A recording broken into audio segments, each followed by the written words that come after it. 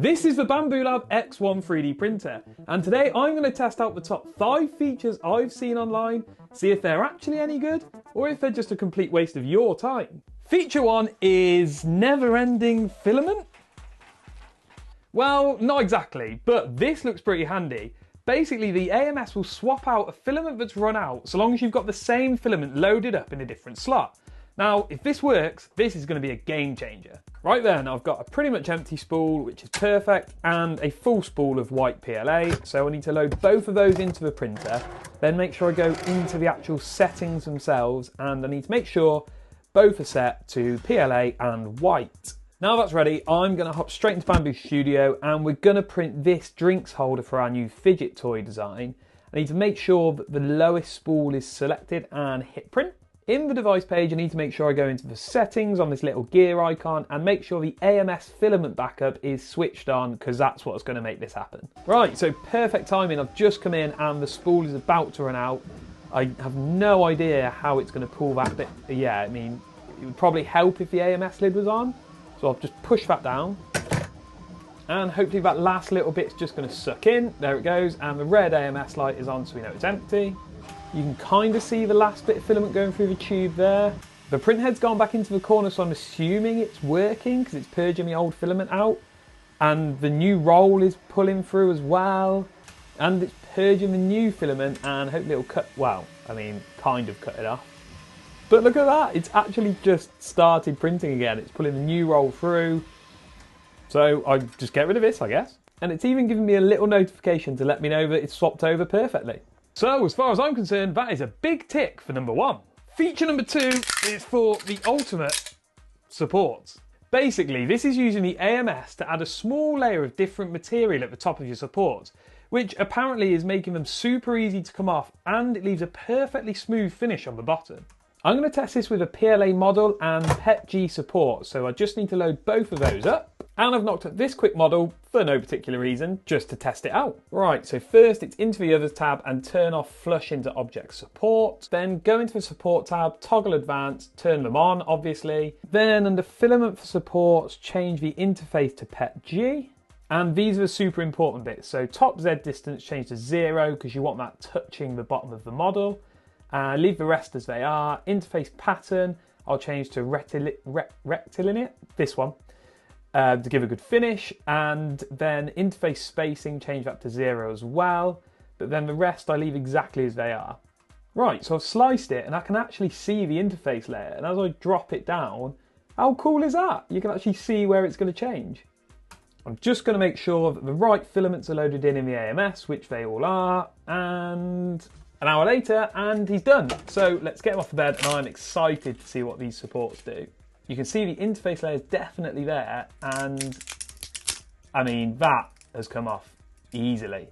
Ironically, I chose the wrong slot on the AMS and ended up using an old cheap nasty PLA silk I had, hence the quality's bad.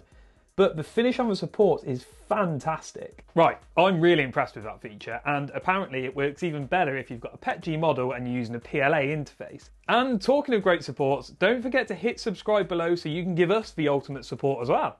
Feature 3 is for drying your filament. Okay, so here's an interesting one to try out. Apparently you can heat up your print bed to a certain temperature for a certain time to dry your filaments out. I'm not sure about this one, to be honest. It seems like a bit of a gimmick, but let's give it a try. Now, this is definitely going to look a little bit extreme, but I really want to test the results on this and make this wet. And the only thing I could think of was getting the garden hose on him. Right, that's been about an hour, and I think that's fair to say that's pretty wet. Obviously, I'm going to have to let him drip dry a little bit first before I put him in the printer.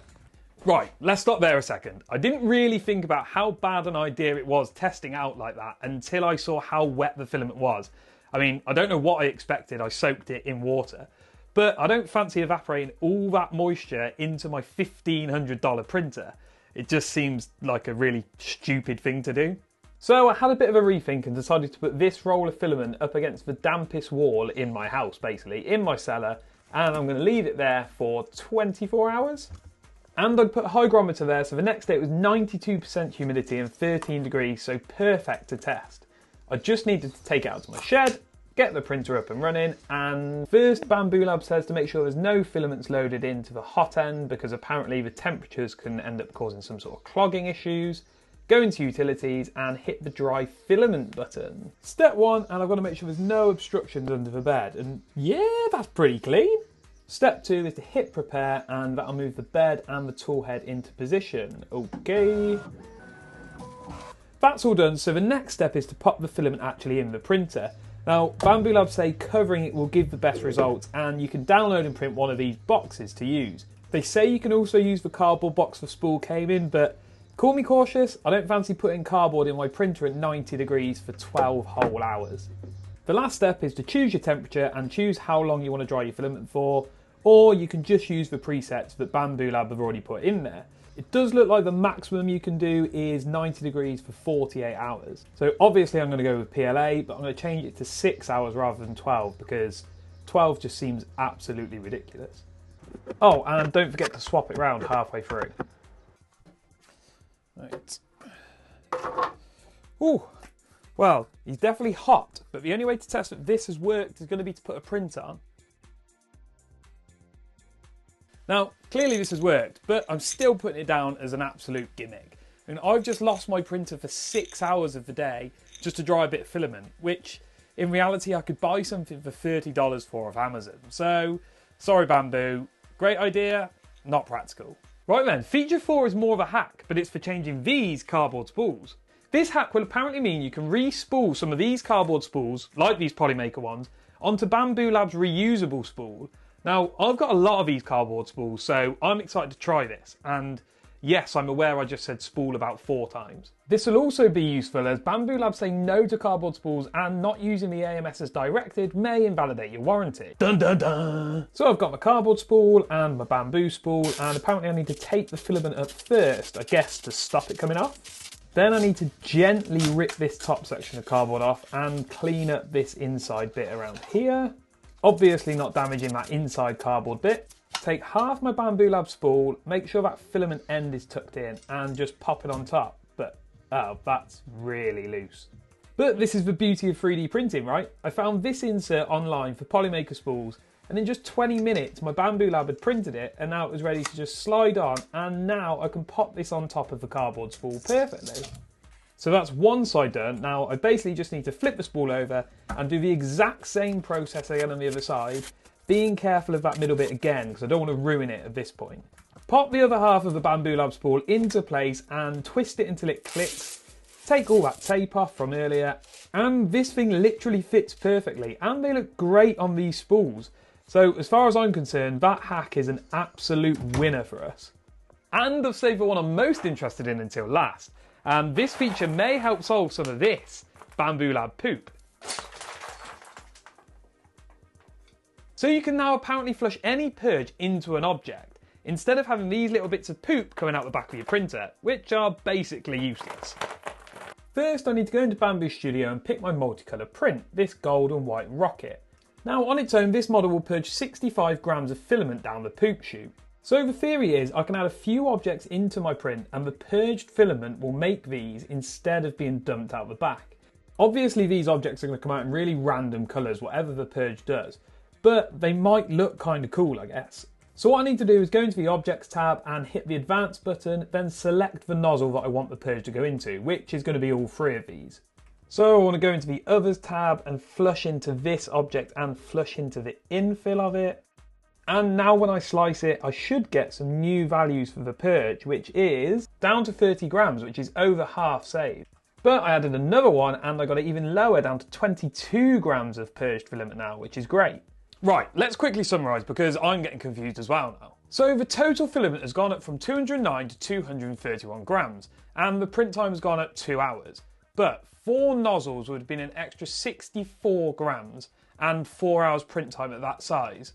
So that's a saving of 42 grams of filament and 2 hours print time, if my maths is right. I've also got less purge to worry about afterwards, and hopefully 4 pretty cool looking models as well. But I'm a little bit skeptical until I see how these turn out. We're about midway point now, and it's definitely purging into the nozzles. Those little bits of purge are looking way smaller. I mean, if you compare it to a normal size one, then this is looking much, much better.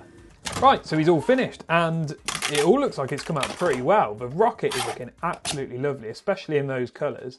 Now, I will say, whilst the rocket's looking great and has come out fully working, the nozzles, on the other hand, I really am not sure about. I mean, yes, it's saved filament, and yes, it's all working, but that colour looks like some sort of weird, pasty, golden sick. Ugh. The Purge, on the other hand, is drastically reduced. I mean, it's barely a handful there now, which is great, especially if you compare it to the last model I printed, which, yeah, was bigger, but it's still way less to scale. So what I would say about this feature is if you need to print some parts where colour doesn't matter, like some clips or something functional, then this feature is going to save you loads of filament and you haven't got to deal with all of those little bits of poop. So it's another massive tick from me. As usual, Bambu Lab haven't disappointed. Out of the 5 features I've tested today, only one wasn't really very useful. And it still worked, I just didn't really see the point in it. I hope you found this useful and I also hope you're going to try some of these features out. And don't forget to hit subscribe below and there'll be more designs and content from us very soon.